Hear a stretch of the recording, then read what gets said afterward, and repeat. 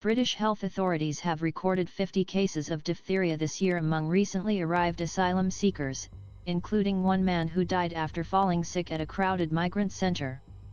The UK Health Protection Agency said Monday that the infected people likely caught the disease in their countries of origin or during their journeys to the UK. It said a similar increase had been seen elsewhere in Europe. In 2021 there were 11 cases in the UK, where most people are vaccinated against diphtheria in childhood. The infection affects the nose, throat, and sometimes skin and can be fatal if not treated quickly. The outbreak comes amid criticism of the government over accommodation conditions for people who arrive in the UK across the English Channel in small boats. Many have been held for days or weeks at Manston, a disused airport in southeast England serving as a processing centre. At one point last month more than 4,000 people were staying at the facility, designed to hold a maximum of 1,600. Earlier this month a man staying at Manston became sick and later died in hospital.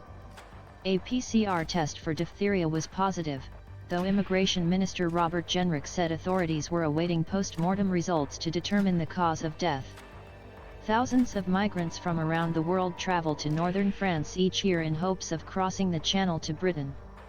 There has been a sharp increase in the number of people attempting the journey in dinghies and other small craft as authorities have clamped down on other routes such as stowing away on buses or trucks.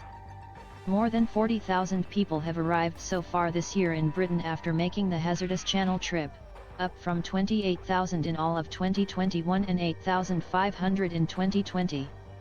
In an attempt to deter the crossings, Britannico's government has announced a controversial plan to put people who arrive in small boats on a one-way flight to Rwanda in a bid to break the business model of smuggling gangs.